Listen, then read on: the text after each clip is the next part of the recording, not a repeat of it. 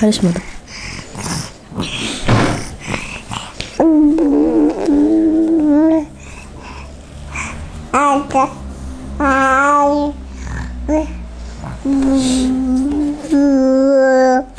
Benim aslında Reyhan diye bebeğim vardı. SMA hastasıydı. Boğazı delik ve cihazlara bağlıydı. 7 tane cihaza bağlıydı.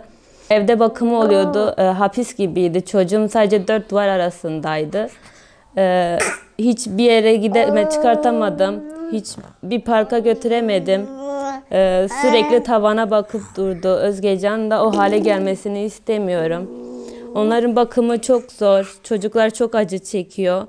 Bir elektrik kesintisinde bileme insan korkuyor. Hemen ambulans ara, hastaneye götür, yoğun bakıma yatır.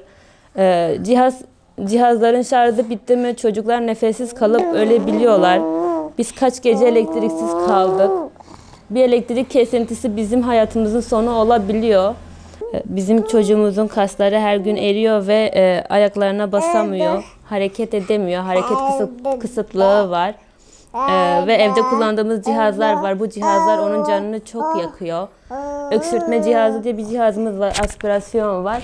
Ve onlar çocuğumun canını çok yakıyor. Onu kullanırken çocuğumun canı yanıyor. Bizim de içimiz yanıyor. Biz bu yüzden sizden yardım istiyoruz. Bu ilacımıza gidebilmek için sizden destek bekliyoruz.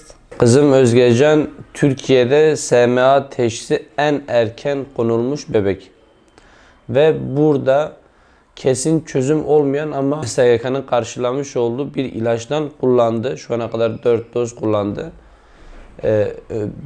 Bir aya kalmaz 5. dozu da alacağız. Özgecan bu yüzden zaten şu anda boğazı delik değil ve midesi delik değil. Normalde bu SMA hastalarının boğazları deliniyor. Vücuttaki bütün kasları kaybettiği için yutkunamıyor dahi. Yani hiçbir kas çalışmıyor. Sadece gözleri çalışıyor.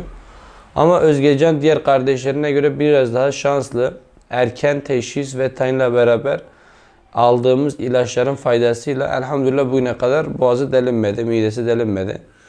Cihazları var, 5 tane cihazı var. Cihazlardan destek alıyoruz ama bu yarın öbür gün sürekli bağlanmayacağı anlamına gelmiyor. Kas kayıplarının durması ve yaşayabilmesi için kesin çözüm olan Zolgensma ilacına gitmesi lazım.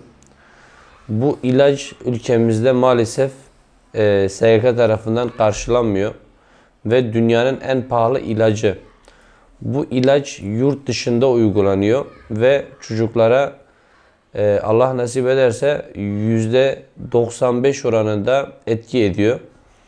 Oraya gidip bu ilacı kullanan bebekler elhamdülillah yürüyorlar şu anda. Çok büyük ilerlemeler var. Biz de yavrumuzu o ilaca gönderip Allah da nasip ederse kurtulmasına vesile olmak istiyoruz. O yüzden gayret ediyoruz. Vicdanlı, merhametli, değerli insanlardan yavrumuz için destek bekliyoruz. Destek talep ediyoruz. Allah herkesten razı olsun.